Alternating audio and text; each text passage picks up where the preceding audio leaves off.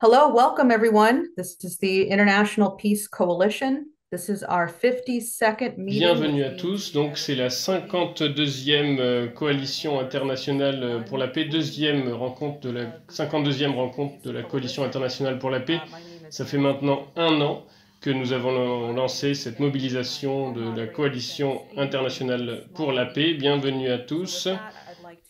Donc c'est maintenant Helga Zepp-Larouche, la fondatrice de l'Institut Schiller, qui va commencer. Et elle est l'initiatrice de cette coalition internationale pour la paix. Helga Zepp-Larouche, c'est à vous, s'il vous plaît. Donc tout d'abord, bonjour à tous. Bien sûr, nous sommes dans une situation vraiment d'accélération du danger dans la situation stratégique.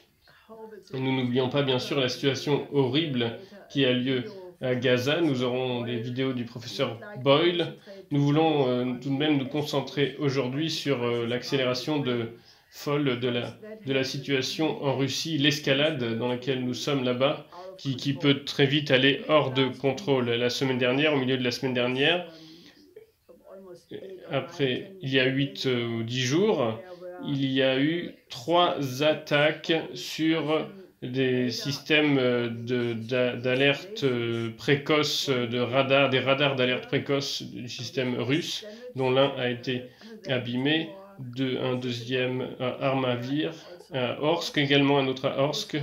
Donc le système de défense russe a pu en arrêter au moins 2. Donc en tout cas, c'est une escalade vraiment très importante, étant donné que ces radars sont liés au système stratégique de défense nucléaire russe de la Russie. Nous avons donc immédiatement vu que c'était quelque chose d'extraordinaire, d'une escalade incroyable, et donc nous avons pris contact avec un certain nombre d'experts internationaux, tous, donc Ted Postol, qui a une très longue historique d'être quelqu'un qui est un expert, une très grande expertise sur cette question, et nous sommes très heureux de l'accueillir aujourd'hui. Également le professeur Schreiber, qui est quelqu'un de distingué, un Allemand, un expert, un professeur militaire, un expert qui a écrit beaucoup d'articles sur le domaine. Également l'analyste suisse qui est également avec nous aujourd'hui, le professeur Boshard. Et donc nous avons écrit une déclaration pour la presse sur la situation d'urgence dans laquelle nous sommes. Et donc il y a les médias mainstream ne me prennent pas l'attention, ne me donnent pas l'attention que cela devrait avoir. Nous allons donc écouter la vision des experts sur cette situation. Cela a été suivi par un développement aussi très inquiétant, c'est que le président Biden a donné, donc semble-t-il, la permission aux forces ukrainiennes, aux Ukrainiens d'utiliser les systèmes les armes ukrainiennes, les armes américaines fournies à l'Ukraine pour attaquer le territoire russe en profondeur pour attaquer des aéroports, notamment les aéroports les lieux depuis lesquels les avions russes qui vont vers l'Ukraine partent, les systèmes de lancement de missiles. Donc on commence, et c'est par rapport aux missiles arrivant à Kharkov peut-être, elle a dit, mais en tout cas quand on commence dans cette direction, c'est après où est-ce qu'on s'arrête. La raison donnée par Politico sur ce qu'a fait Biden, c'est que la situation pour les Ukrainiens sur le champ de bataille s'aggrave. Juste pensez à ça un instant. L'Ukraine est en train de perdre la guerre. Donc les États-Unis poussent vers l'escalade. Ça ne fait aucun sens. c'est exactement les conditions dans lesquelles nous sommes que M. Couillard avait averti en août dernier, disant que l'OTAN aurait bientôt à prendre la décision de soit aller vers une volonté de négociation diplomatique ou alors d'aller vers l'escalade. Et c'est l'escalade donc qui a été choisie. Et malheureusement, le chancelier Scholz, avec la pression de Cameron et de Macron et de diverses autres personnes en Europe, a été poussé à résister pendant un certain temps, à aller vers l'escalade en disant qu'il ne voulait pas autoriser la livraison des missiles Taurus. Et il n'a pas donc autorisé les troupes ukrainiennes à utiliser les systèmes d'armes allemandes livrés à l'Ukraine pour attaquer le territoire russe. Mais hier après-midi, Scholz a de nouveau parlé à une église catholique, un jour de l'église catholique qui a lieu à Erfurt, un événement annuel de l'église catholique allemande. Et donc dans un dialogue citoyen hier soir, il a dit qu'il ne serait pas d'accord sur le fait que les armes allemandes soient utilisées par l'Ukraine pour attaquer la Russie. Mais ce matin, d'un seul coup, il a soudainement changé d'avis. Il a dit qu'il était d'accord parce que Biden avait lui-même dit entre-temps qu'il était d'accord pour que l'Ukraine utilise des armes américaines pour attaquer le territoire russe. L'ancien président russe Medvedev a commenté tout ça en disant la façon dont le conflit ukrainien est en train de se développer, c'est le scénario le pire et l'Occident doit comprendre que les militaires, les conseillers militaires vont en Ukraine, leurs conseillers en Ukraine et dans les autres pays d'où ils sont déployés, les conseillers occidentaux qui seront envoyés en Ukraine, et là, des lieux d'où ils viennent aussi, ils seront éliminés. Et les sites, les endroits d'où ils viennent aussi seront éliminés, leurs bases. Donc, tout le monde sait que Kiev est contrôlé par le personnel militaire de l'OTAN, qu'ils n'ont pas la capacité indépendante de lancer ce genre d'attaque comme ils ont fait sur Armavir et Orsk. Et donc, ce que Medvedev exprime, c'est que ce ne sera pas vu comme, citation, un soutien militaire, mais comme une participation à la guerre, donc de la part des Occidentaux, et que ça rendra les pays participants à cela comme quelque chose de casus belli, ça remplit les conditions d'un casus belli.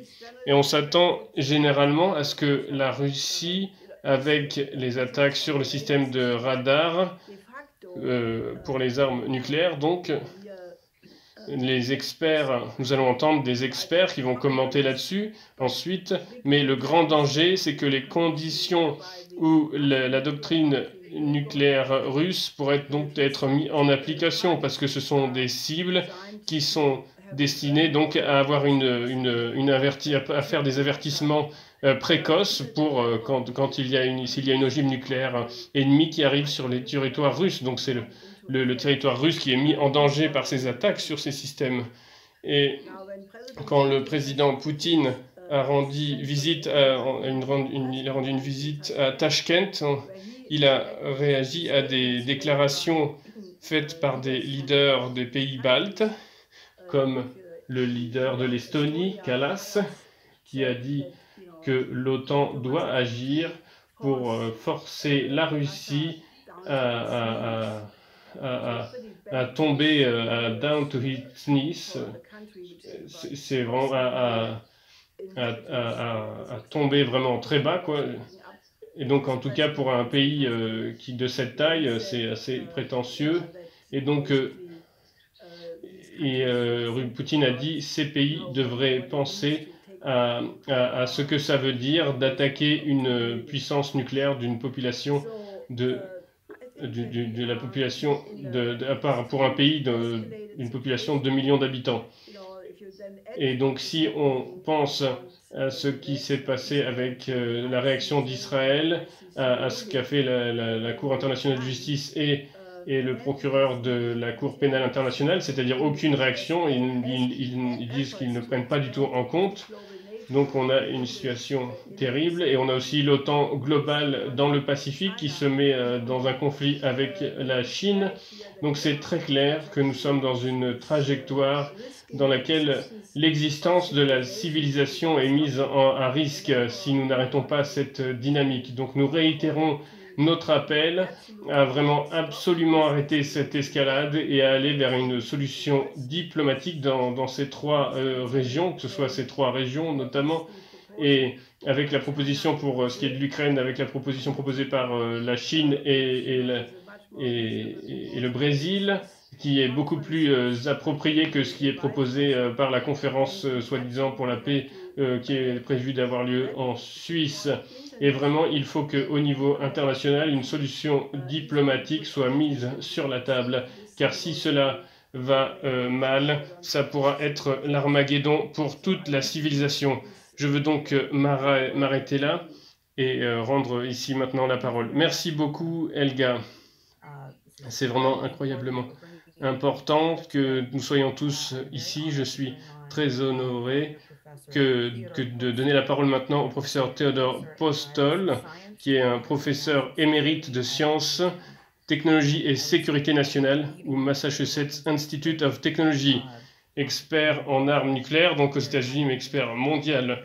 Donc c'est très important qu'il soit ici. Je veux vous inviter donc maintenant, Theodore Postol, à prendre la parole. I'll try to be, of course, brief. I understand there's a lot of other people discussing things, but Je at the vais same être time, bref. Merci. Je veux vous donner des informations assez basiques pour que vous puissiez comprendre la situation. Concernant le problème d'avertissement ou d'alerte précoce, comme Helga l'a dit, les radars d'alerte précoce à Armavir et ailleurs ont été frappés par des drones ukrainiens et il semblerait que les radars russes n'ont pas subi des dégâts sévères. Mais à Armavir, où il y en a deux, il y a eu des dégâts significatifs. On espère que les dégâts pourront être réparés relativement rapidement pour qu'ils soient opérationnels à nouveau. Si les États-Unis avaient perdu un radar similaire à celui d'Armavir, les États-Unis pourraient regarder à partir des radars basés sur des satellites pour savoir s'il y a eu des missiles lancés de partout dans le monde, éventuellement, qui soit un danger. Malheureusement, les Russes ne disposent pas de capacités pareilles. Alors, j'ai découvert cela, qui a été confirmé à de nombreuses reprises, et malheureusement, la situation n'a pas encore changé. Mais certains signes indiquent que le changement interviendra d'ici la fin de l'année, c'est-à-dire le lancement de satellites capables d'entrer sur une orbite géosynchronique et donc capable de regarder d'en haut vers le bas pour savoir quels missiles sont en phase de lancement. Et j'espère que tout le monde entier aurait cela de disponible. Les radars à Armavir, il y en a deux. Je vais montrer la première diapo. Armavir, les deux radars. Cette diapo vous montre les éventails de trois radars. Les deux sur la gauche se recoupent un peu au milieu. Ce sont les radars à Armavir. an azimuth of about 120 degrees. Les deux ont un degré d'environ 120 degrés. About 240 degrees. To the right, Et à la droite, on voit le radar, radar band l'éventail de radar à Orsk, and that's also 120. qui est aussi un éventail de 120 degrés. Comme vous le voyez, il y a aussi ce que j'appelle la zone d'ombre qui vous montre là sur la Terre où si un missile est lancé à partir de là en direction de Moscou, ne sera pas vu par l'éventail des radars. Et ces radars d'éventail se situent loin de la surface de la Terre. Et il y a dans les zones d'ombre qui échappent à cet éventail. Nous allons regarder tout d'abord l'océan Indien. Si c'est lancé à partir de là, les deux éventails verraient plus ou moins immédiatement que quelque chose a été lancé. Ils n'ont pas cette capacité car ils n'ont pas de système basé sur satellite. Ces éventails de radars sont limités.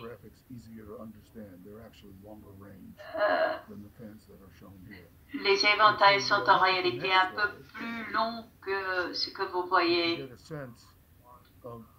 Mais vous voyez sur cette diapo, vous avez un sens du temps, d'alerte que permet les radars. Si vous regardez l'éventail en couleur jaune et les trajectoires, ce sont des trajectoires réelles. Vous voyez que les points se situent à un intervalle d'une minute. Il y a 1, 2, 3, 4, 5, 6 minutes après lancement, on commencerait à transpercer l'éventail se trouvant à l'avant de Moscou. Ce n'est pas exact pour les radars d'Armavir, mais c'est approximatif et suffisamment précis pour faire le point.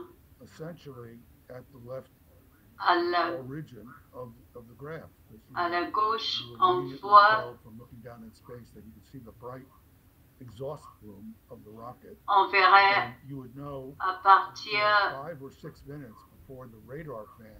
à peu près 5 à 6 minutes avant que le missile soit attaqué, on saurait à partir d'autres indications que ce missile avait été lancé. Mais c'est très peu de temps, 5 à 6 minutes. J'ai montré aussi un deuxième éventail en couleur rouge. Et c'est celui qui vient de radars stationnés à Moscou, de longue portée, à Moscou même. Et 3 à 4 minutes après que cet éventail détecte un missile ou des missiles en train d'arriver ou de lancement, il y aurait une certaine alors si évidemment si le radar en jaune n'est pas là parce qu'il a été déjà frappé, il y aurait beaucoup moins de temps et que si un objet est détecté, il faudrait quelques secondes avant que le radar accumule suffisamment d'énergie pour le détecter. Donc, il faudrait quelques secondes de plus pour suivre cet objet, pour passer par les différents points que vous voyez sur le graphique et pour savoir donc quel serait le temps avant l'arrivée à Moscou. Donc, on peut le voir ici étape par étape. Ici, sur la dernière diapo, on voit la notion du temps nécessaire entre la détection du lancement et le temps de prise de décision qui serait nécessaire. Par exemple, en haut, vous voyez le délai pour que les missiles entrent dans la ligne de visée des radars. Il faudrait environ 1 minute. Après, il faudrait un certain temps pour les suivre. Ces missiles, 1 minute de plus. Il faudrait après une conférence de commandement militaire et civil pour décider de la réponse à donner. 1 minute à 3 minutes. Ensuite, il faudrait un peu de temps pour transmettre l'ordre aux éléments, aux silos.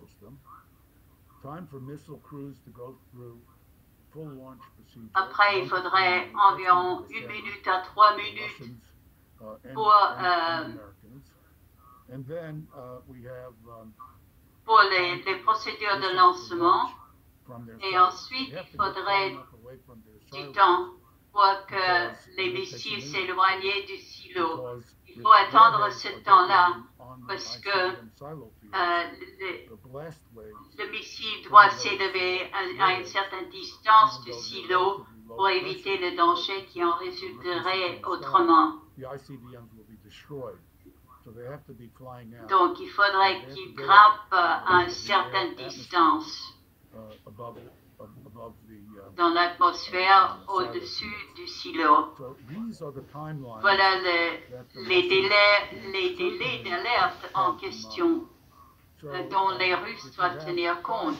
Donc, si vous avez 5 minutes, c'est probablement plutôt 7 à 8 minutes.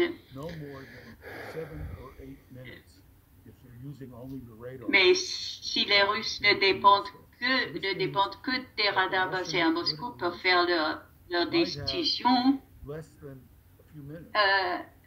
les dirigeants auraient juste quelques minutes pour prendre la décision de la réaction à donner. On ne sait pas si les Russes, moi je ne sais pas, je sais que les autres ne le savent pas non plus, nos experts. Nous ne savons pas ce que les Russes vont faire le moment venu, mais il est probable que les Russes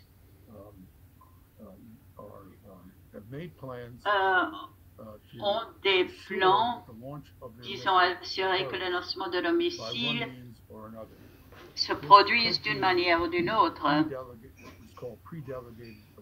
Cela pourrait être par une autorité préalablement déléguée, c'est-à-dire prise par des preneurs de décisions humains, ou cela pourrait se faire par ordinateur ou par machine. Mais ce délai d'alerte si court est absolument critique. C'est très dangereux. Il ne faut pas le prendre à la légère.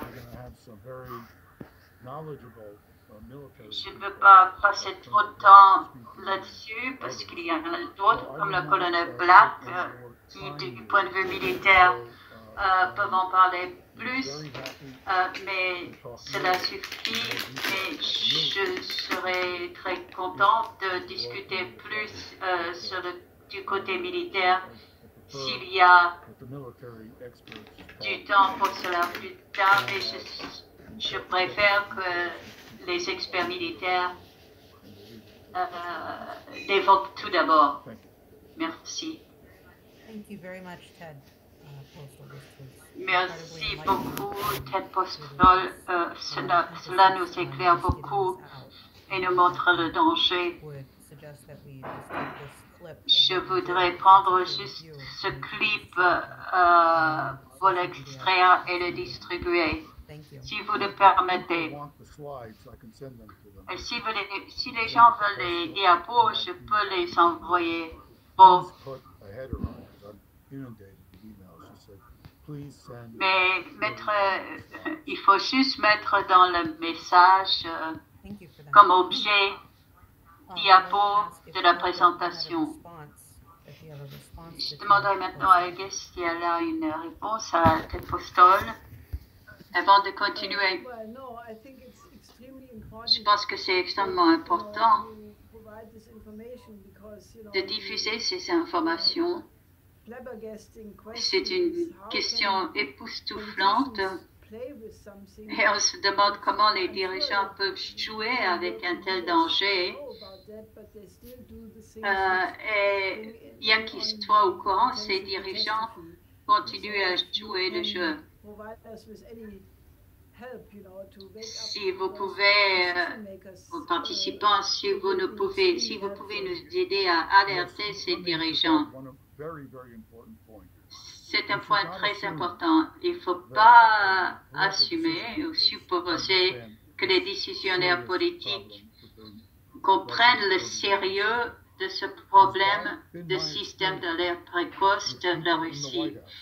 Mon expérience avec la Maison-Blanche me montre que les gens là-bas ne comprennent pas des détails. Ils sont obnubilés par la politique. Ils ont une formation technique très limitée. Et il y a un écart entre la communauté du renseignement et les niveaux politiques les plus élevés de la Maison-Blanche. Et à chaque fois qu'il y a un nouveau gouvernement,